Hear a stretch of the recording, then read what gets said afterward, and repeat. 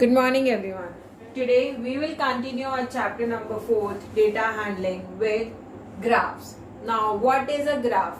Graph क्या होता है? Representation of data. हम डेटा को रिप्रेजेंट करते हैं with the help of bars, ताकि हम कोई भी दो क्वांटिटीज के बीच में रिलेशनशिप एस्टेब्लिश कर सके. मतलब तुम्हें बोला कि एक क्लास में 10 बच्चे हैं, 10 बच्चों में हर बच्चे के अलग अलग मार्क्स हैं. तो अगर उस डेटा को मुझे ग्राफ पे रिप्रेजेंट करना है तो उसे करेंगे graphical representation of data. Example से देखते हैं. आपको एक एग्जाम्पल दिया हुआ है पेज नंबर 54 पे. पेज नंबर 54 वाला हम एग्जाम्पल करेंगे. Example number 1. क्या कहता है वो example? The number of students in 6 different classes is given below. हमें एक 6 डिफरेंट क्लासेस में नंबर ऑफ स्टूडेंट्स दिए हुए हैं. Class and number of students. 6th class में कितने बच्चे हैं? 135. सॉरी, 5th क्लास में स्टूडेंट्स है 135. 6th क्लास में स्टूडेंट्स है 120. 7th क्लास में स्टूडेंट्स हैं 95. 8th क्लास में स्टूडेंट्स हैं 100. 9th क्लास में स्टूडेंट्स हैं 90 और 10th क्लास में स्टूडेंट्स हैं 80. अब आपको क्या करना है? ग्राफ बनाना है. कैसे बनाते हैं ग्राफ? तो देखिए, ग्राफ बनाने के लिए आपको ग्राफ पेपर चाहिए, ठीक. और हम उस पर क्या बनाएंगे? 2 एक्सेस, एक एक्स एक्सिस और एक वाई एक्सिस. और ये दोनों जहां मिलती है उस पर हम लिखते हैं 0. इसे 0 को और क्या बोलते हैं? ओरिजिन. अब यहाँ पे हमें 2 चीजें पता है, क्लास पता है और नंबर ऑफ स्टूडेंट्स पता है. तो हम क्लास को लेंगे एक्स एक्सिस पे और नंबर ऑफ स्टूडेंट्स को ले लेंगे हम वाई एक्सिस पे. अब कौन कौन सी क्लासेस है हमारे पास? हमारे पास 5th क्लास है, 6th क्लास है, 7th क्लास है, 8th क्लास है, 9th क्लास है और 10th क्लास है. फाइन. अब हमें बताना है कि 5th क्लास में कितने स्टूडेंट्स हैं. अब देखो डिफरेंस, देखो अगर हम 10-10 करके बनाएंगे तो बहुत बड़ा ग्राफ बन जाएगा. तो अब हम क्या करेंगे? 20-20 का डिफरेंस लेके ग्राफ बनाएंगे. 20, 40, 60, 80, 100, 120 एंड 140. ठीक है. 5th क्लास में कितने स्टूडेंट्स हैं? 135.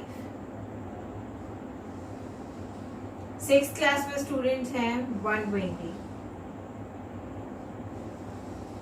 7th क्लास में स्टूडेंट्स हैं 95.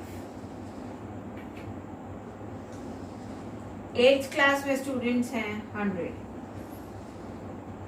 9th क्लास में स्टूडेंट्स हैं 90 और 10th क्लास में स्टूडेंट्स हैं 80. सो हमने क्या किया? हमने ग्राफ प्लॉट कर दिया. अब हम इसे बार ग्राफ क्यों बोलते हैं? क्योंकि देखो बेटा, ये किसकी फॉर्म है? बार्स की फॉर्म है, इसलिए हम इसे क्या बोल रहे हैं? Bar graph. नाउ अगर हमें इसका स्केल निकालना हो तो कैसे निकालेंगे? स्केल क्या होता है? स्केल होता है एक यूनिट में कितने स्टूडेंट्स आ रहे हैं. 1 unit is equals to 20 students. कैसे फाइंड आउट किया? देखो, एक ब्लॉक बनता है, यहाँ पे डार्क ग्रीन कलर की लाइंस होंगी और उससे एक ब्लॉक बन रहा होगा. एक ब्लॉक में हम कितने स्टूडेंट्स ले रहे हैं, दैट इज योर स्केल. तो यहाँ पे एक यूनिट, एक ब्लॉक को डिनोट किया जा रहा है और उसमें हम कितने स्टूडेंट्स ले रहे हैं? 20 स्टूडेंट्स. अब यहाँ पे से आपको डिफरेंट क्वेश्चंस पूछे जा सकते हैं. हो सकता है कभी आपको ग्राफ दे और ये वाली इंफॉर्मेशन पूछ लें. जैसे आपको ग्राफ दिया और बोला कि चलिए बताइए 10th क्लास में कितने स्टूडेंट्स हैं. तो आप 10th क्लास पे जाओगे, फिर इधर मूव करोगे और फाइंड आउट कर लोगे कि 10th क्लास में तो 80 स्टूडेंट्स हैं. आपको बोला कि 10th क्लास में 8th क्लास से कितने स्टूडेंट्स कम हैं, तो आप क्या करोगे? 10th क्लास के स्टूडेंट्स फाइंड आउट करोगे. एट्थ क्लास के स्टूडेंट्स फाइंड आउट करोगे और फिर 10th क्लास के स्टूडेंट्स को 8th क्लास के स्टूडेंट्स में से माइनस कर दोगे तो क्या निकल आएगा? डिफरेंस। कितने स्टूडेंट्स हैं ये आपको पता चल जाएगा। Fine. Now example number second example भी पेज नंबर 54 पर ही है। Example says the expenditure on health by the government of India in various 5-year plans is given. You have to represent the data on a bar graph. तो आपको बताया गया है कि 5th 5-year प्लान में 210 करोड़ गवर्नमेंट ने खर्चा किया, 6th 5-year प्लान में 290 करोड़, 7th 5-year प्लान में 320 करोड़, 8th 5-year प्लान में 360 करोड़, 9th 5-year प्लान में 390 करोड़ और 10th 5-year प्लान में 520 करोड़। ठीक। Now what you have to find out, you have to find out the scale by plotting graph plot करते हुए आपको स्केल फाइंड आउट करना है। ठीक है, स्केल बनाया तुमने, एक्स एक्सिस और वाई एक्सिस बनाई और यहाँ पे क्या लिया? ओरिजिन। अब तुम एक्स एक्सिस पे क्या लिखोगे? प्लान्स, कौन कौन से प्लान्स हैं, और वाई एक्सिस पे एक्सपेंडिचर मतलब खर्चा। ठीक। कौन कौन से प्लान है? 5th 5-year plan, 6th 5-year plan, 7th 5-year plan, 8th 5-year plan, 9th 5-year plan and 10th 5-year plan. अब देखो यहाँ पे 210, 290, 320, 360, 390, 520। तो हम क्या स्केल ले लेते हैं? एक यूनिट पे हम ले लेते हैं 100 करोड़।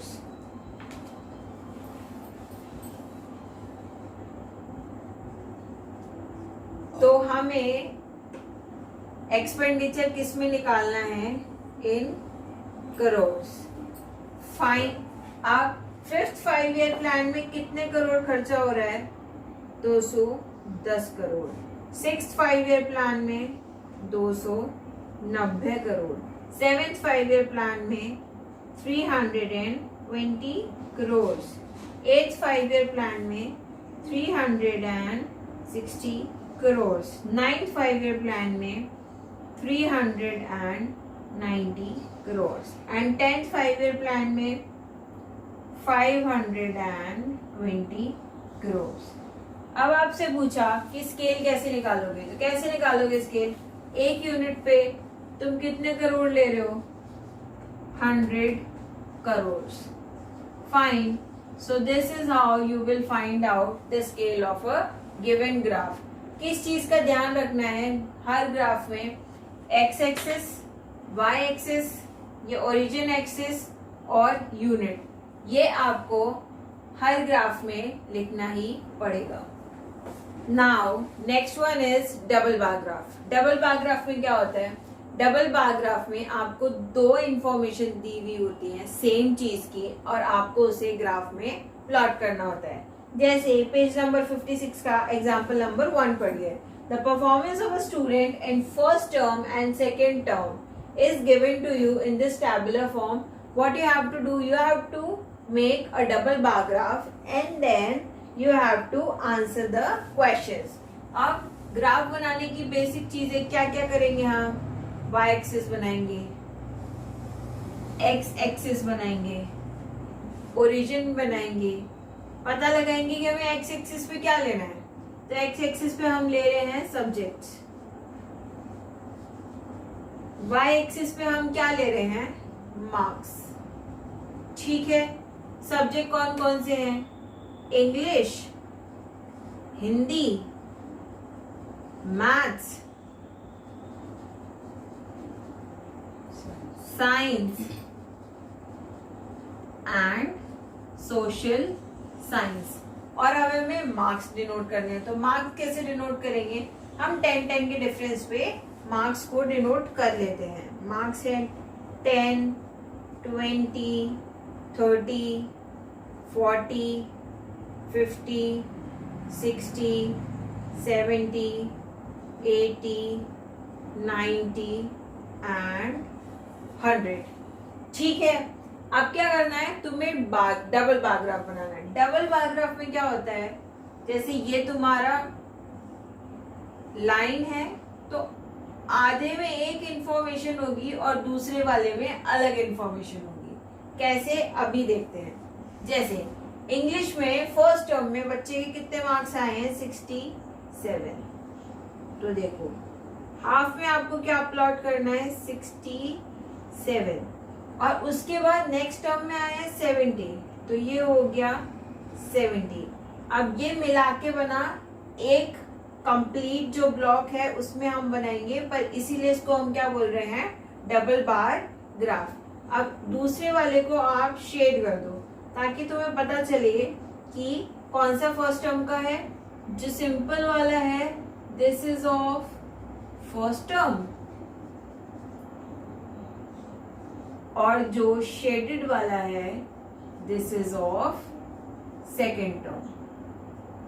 ठीक, और स्केल क्या ले रहे हैं हम, scale is 1 unit is equals to 10 marks. ठीक है, अब हिंदी में पहले बच्चे के कितने मार्क्स आए, 72,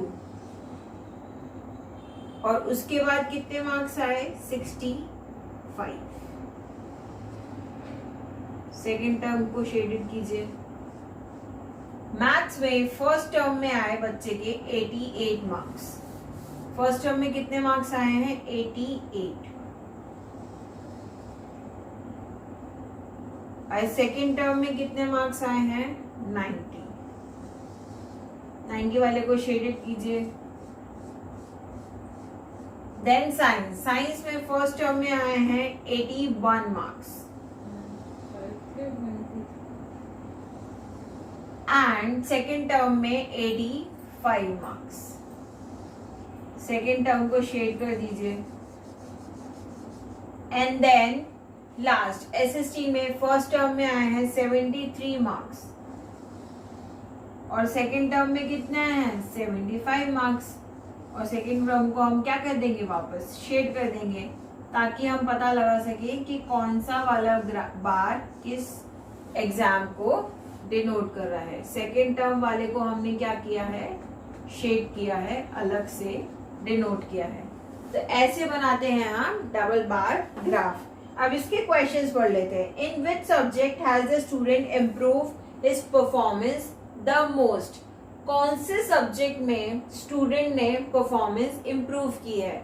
इम्प्रूव करने का मतलब अच्छे मार्क्स लेके आया है। तो देखो इसमें अच्छे मार्क्स लेके आया है, इसमें पहले से अच्छे मार्क्स लेकर आया है, इसमें पहले से अच्छे मार्क्स लेके आया, और इसमें पहले से अच्छे मार्क्स लेकर आया है। अब इंग्लिश में फर्स्ट टर्म और सेकंड टर्म में कितना डिफरेंस है, 3 का डिफरेंस है। यहाँ पे हम सॉल्व कर लेंगे।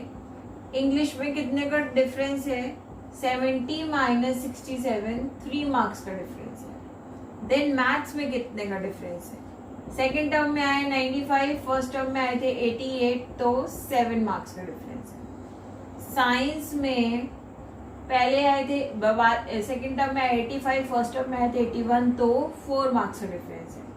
और एसएसटी में सेकेंड टर्म में आए 75, फर्स्ट टर्म में आए थे 73, तो 2 मार्क्स का डिफरेंस है। तो किसमें सबसे ज्यादा इम्प्रूव किया उसने, मैथ्स में। क्यों कर पाया वो मैथ्स में इम्प्रूव, क्योंकि वो मैथ्स को अच्छे से प्रैक्टिस करता था। तो he has improve the most in maths, he has improved the most in maths. ठीक है, आगे देखते हैं second question. In which subject is the performance least. सबसे कम किसमें इंप्रूव किया, एसएसटी में, सिर्फ 2 मार्क्स इंप्रूव किया। तो he has improved the least in SST. And the third one, third question is has the performance gone down in any subject. किसी subject में उसकी परफॉर्मेंस कम भी हुई है क्या। हाँ, हिंदी में पहले 72 मार्क्स लाया था, ओवर कॉन्फिडेंट हुआ, और फिर अब उसके कितने मार्क्स आए हैं, 65। Yes, in Hindi, his performance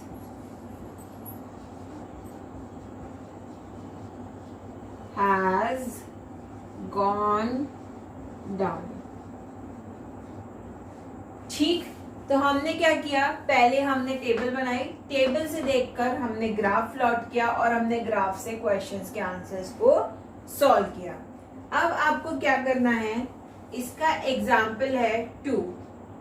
example 2 जो कि पेज नंबर 57 पे है, ये आपको खुद से सॉल्व करने की कोशिश करनी है और देखना है कि आप डबल बार ग्राफ बना पा रहे हो या फिर नहीं बना पा रहे हो. कल हम एक्सरसाइज 4.3 स्टार्ट करेंगे. मैंने आज एक्सरसाइज 4.3 क्यों नहीं स्टार्ट करा रही हूँ, क्योंकि आपको पता होना चाहिए कि पहले हम ग्राफ बनाते कैसे हैं. अगर आपको ग्राफ बनाना आ गया और उससे आंसर्स डिराइव करना आ गया, तो it will be a very simple process for you. I think I have made you understood everything very clear. That's it for today's class. Thank you and have a nice day.